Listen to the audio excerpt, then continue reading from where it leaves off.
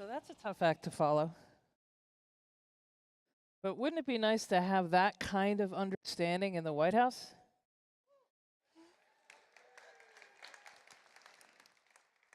I just asked her, and she very tactfully answered, "Hey, I like your shoes." So thank you very much for having me for this very important conversation. I'm going to take you relatively quickly in about 20 minutes through a series of frameworks to explain how I see the future work to set up our panel discussion.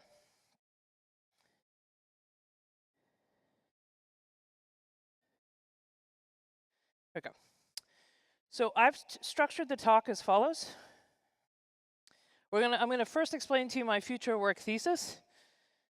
Then I'm going to walk you through how change is taking place and how that impacts humans, which we are at the end of the day. Then I explain how some of those changes are impacting work. And then I'm going to ask, in education, what are we really doing? I'll quickly explain to you my work to learn thesis, and then summarize, and then we can get to the all more important plenary discussion. So my future work thesis is like this. The old promise used to look like this, and this is the paradigm I think we're still stuck in. Education existed in one band, career existed in another, retirement existed in another. Whether you went to university or not, education was that first third of your life, you got through it and it was over. It was all you did was to try to get on the career ladder. Once you get on the career ladder, you went up to retirement, you collected a pension, and you died a year later. And that was very much by design. Success measures in this model are, did we codify and transfer the right skills and existing knowledge to get you on that ladder? Did we get the right graduation rates? Did you get a job? Did you get the right starting salary? That was our measure. Now I think it looks like this. Life expectancy is not 90 yet, but it will be soon.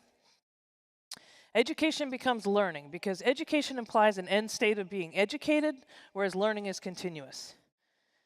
Career becomes leverage of that learning to signal that learning is now part of work. And retirement becomes longevity because with a 100-year lifespan, we have to think very differently about how we structure that life.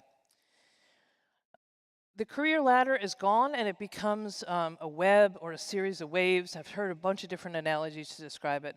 Learning is not the first third of your life now. It's continuous and it's connected to work. We remain engaged through longevity, and our success measures here are different. Did we create the right resilient and adaptive identity?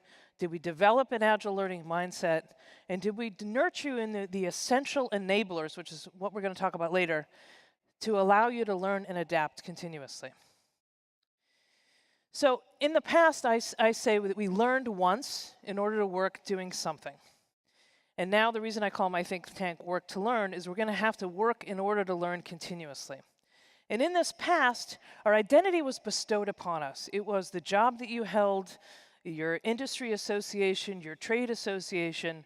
That was how you defined yourself, but it was given to you by somebody else. And in some cases, it went back many generations. And now we have to build resilient and adaptive identities that are self-actualized and internally validated. And that's a big lift and a big shift, and that's what we're going to talk about today. So when we talk about changes to humans, if you look at change rate and human adaptation is linear, like evolution. 1, 2, 3, it's a linear set of process. But the change we're going through right now, particularly the technology-driven change, is exponential. So each step is double the prior step. And where we are right now is where the steps start to diverge. So if you just think about the iPhone or the smartphone, whatever you use, it's been out about a decade. Look at the impact of a single device category in just a decade. That's one of many paradigm shifts we're going to have to go through. In the past, our lives were shorter. So like when the steam engine came out, the life expectancy was 37. You had 2.5 generations to absorb the impact of the steam engine. Now we're looking at life expectancies of 90 and 100 with 4 or 5 paradigm shifts happening within a single generation. One of the most important things you guys do as educators may be preparing people to adapt for change. Soon, with rising technology, anything mentally routine or predictable may be achievable by an algorithm or some form of technology. This is not a reason to run from the robots, but it's a reason to take it head on. I think this has the potential to release the potential of humanity if we're careful about it. And it means we have to think differently about preparing for work. So in my research looking at this stuff, so everybody's talked about the rapid speed of technology. But about 4 months ago, I noticed something else was going on. The only thing moving faster than technology right now is culture. Let me explain. There are 3 questions that we ask of ourselves and we ask each other. One of them is an internal monologue, another one is an opener question. And so it's, who are you, what do you do, and where are you from? These simple questions sort of ground us in the world. They tell us who we are, they tell us how we fit in, they tell us how we relate to each other.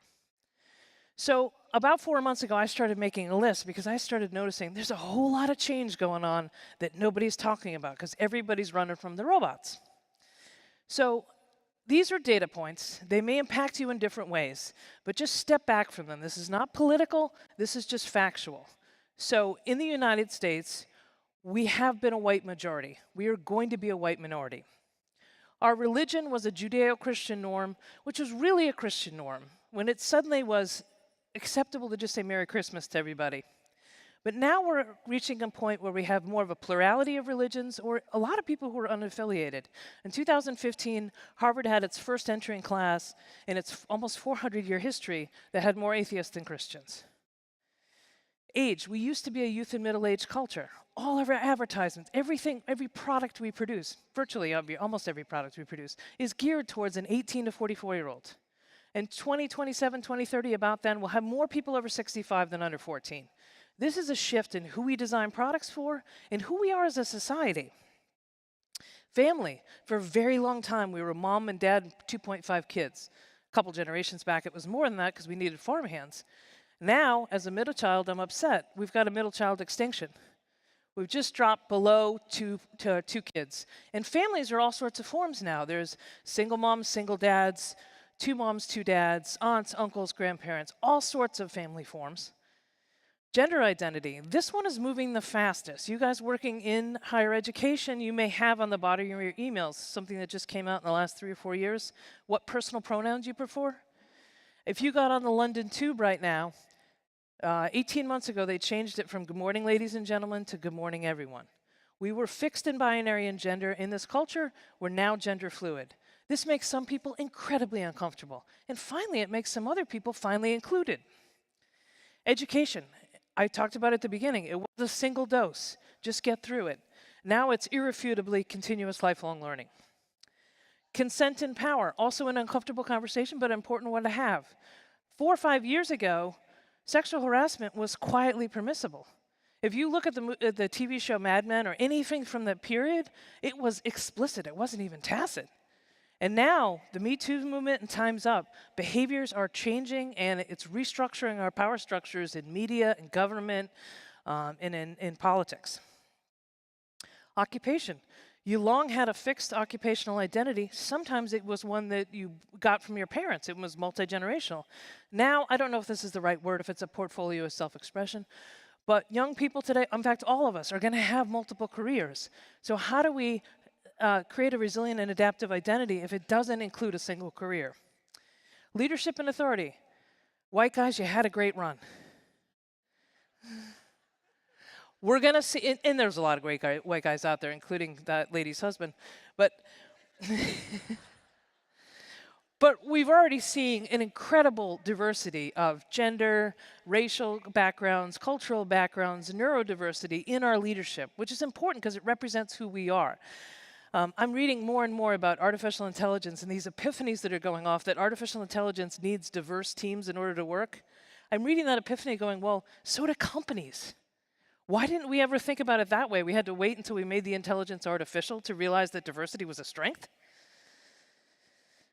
Expertise, it's long been earned and credentialed. I don't stand on this stage because of any book I wrote or company affiliation that I had.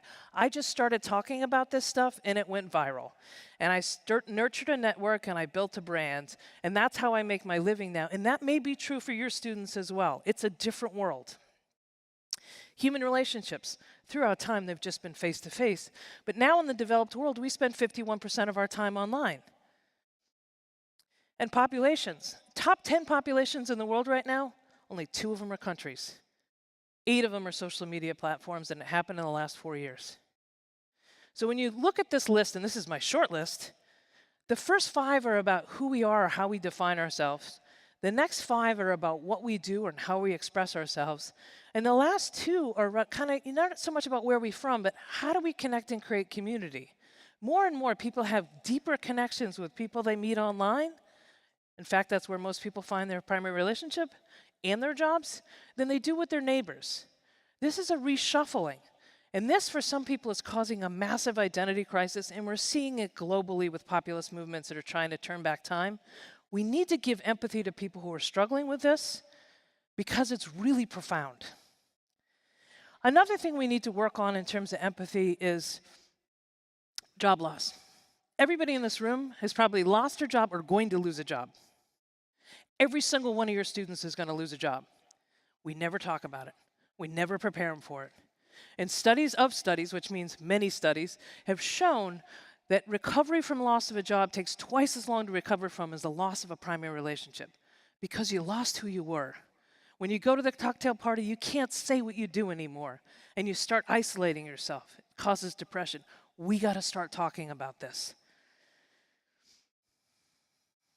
So, changes to work. One of the reasons that I rage against this whole concept of being robot-proof or future-proof, that there's any one set of skills or something you need to study to protect you from the rising technology. Upwork is a platform that connects freelancers who do digital work, from editing documents to building websites to planning social media campaigns. And they have about 12 million people on it, and they make a list every quarter of their 20 fastest growing skills. Their 20 fastest growing skills came out 2 days ago. 75% of them were not on their index at all 3 months ago. With this speed of change, we can't point our sights on any one set of skills. We've got to focus on developing people who can learn and adapt. We have to think about these skills like we do applications on our phone. We're going to add and delete them your whole life. So you've got to build the underlying operating system that prepares you to do that. So we're entering the 4th industrial revolution. The first was steam, the second was electricity and mechanization. The third was computerization and also the automation of labor. We lost about 5 million manufacturing jobs to technology in the last 12 to 15 years. The 4th industrial revolution, which some say we're in, I say we're entering because some industries are in it and some are not, is about artificial intelligence, automation, Internet of Things. In the 4th industrial revolution, anything mentally routine or predictable may be able to achieved by an algorithm. Our relationship to tools and technology changes. We need to focus on learning and adapting, using the technology to do what technology does well, letting the human do what the human does well. So here are our 3 questions, my personal mission to kill. What do you want to be when you grow up? This is a ridiculous question. It's ridiculous. And it came to me when my niece, who was 4 years old, called me one day and said, "It's career day at school tomorrow." I'm like, "You're 4 and it's career day tomorrow?" And she said, "Auntie Heather," because that's how she says my name, "Auntie Heather, I want to be a unicorn, but they told me that wasn't realistic." I don't want to meet a realistic 4-year-old. So we ask these questions, and this statistic is from '99. It's the one a lot of people use. Whatever it is, whether it's 65%, 85%, 45%, some huge percentage of what young people do for work has not even been invented yet. But we're getting them to set their sights on a future identity based upon what they know and what they experience. This is the Frey Osborne moral that famously said half of all work may be replaced by computerized automation by 2030 or 33. A lot of people dispute it. Some people say it's higher, some people say it's lower. I like what the CEO of IBM says, 100% of jobs are going to change. 100% of jobs are going to change. We have to keep that in mind. What's your major? We ask young people to pick their major in higher education often before they've stepped foot on campus, based only on what they've experienced in high school and what their parents do and what their friends' parents might do. That is a very thin slice of the world. Research by the Federal Reserve Bank in New York found that 27% of people ever work in the field of their undergraduate major. Yet we're myopically focused on it. Pick a good major, don't take anything outside of it. Focus on acquiring these skills. And then this what do you do question. It's a hard one for me. I was having surgery once and the doctor came in and said, what do you do? And I said, I work on the future of work. And he said, oh, that's okay, a lot of people are out of work. I said I wasn't working on the future of my work. It's hard to explain. And increasingly, we're going to have jobs that are hard to explain. The best research I've seen is from the Foundation for Young Australians, which looks at the entire developed world. They predict that a young person graduating from university today will have 17 jobs across 5 different industries. If we are myopically focused on that first job, it's educational malpractice. We've got to focus on transferable skills. It's important to get them that first job. It's important to get them started, but you've got to keep them in mind. We've got to get them prepared to adapt to change. So in education, my question is, what are we doing? So this is a continuum from social emotional intelligence to cognitive intelligence, divergent thinking to convergent thinking. In kindergarten and Montessori school, we start out here. We focus on developing social emotional intelligence, and we encourage the question why. We encourage divergent thinking. We encourage creativity. We encourage the inquiry mindset. And then we suddenly say, what are you going to be when you grow up? Somewhere around junior high, high school. And we say, okay, what is your convergent intelligence and what is your cognitive intelligence? What is your convergent thinking and what's your cognitive intelligence? That's all we measure. That's all we focus on. And then, not surprising, the skills gaps are back up here. Why are we doing this? And then, if I could have a picture of me at this age, this would be a picture of me, because if I had different parents, I wouldn't be on this stage.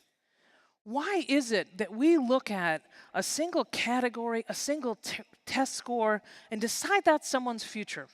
I was just speaking in Northern Ireland, and one of the people I was speaking with was telling me that she got a good grade at the age of 10 that set her on a certain trajectory. Because of her tests on some entrance exam, it put her in a different primary, tertiary school and a different higher ed. What a waste of human potential if we're doing this narrow slice based on one type of score to decide who's in and who's out. And I know you guys working at community colleges are working with a lot of people who were told they were out.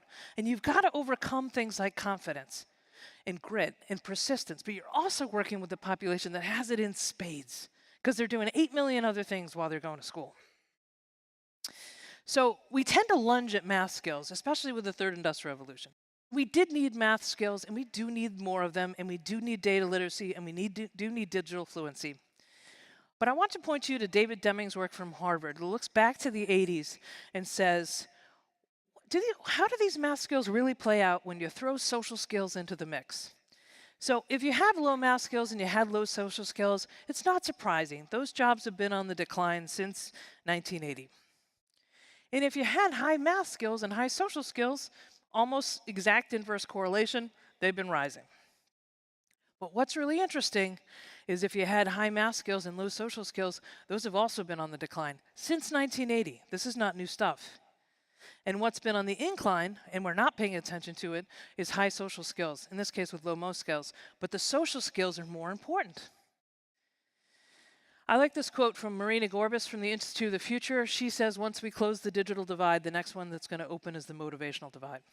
It's our job to help people cross the motivational divide or close it by igniting their own passions.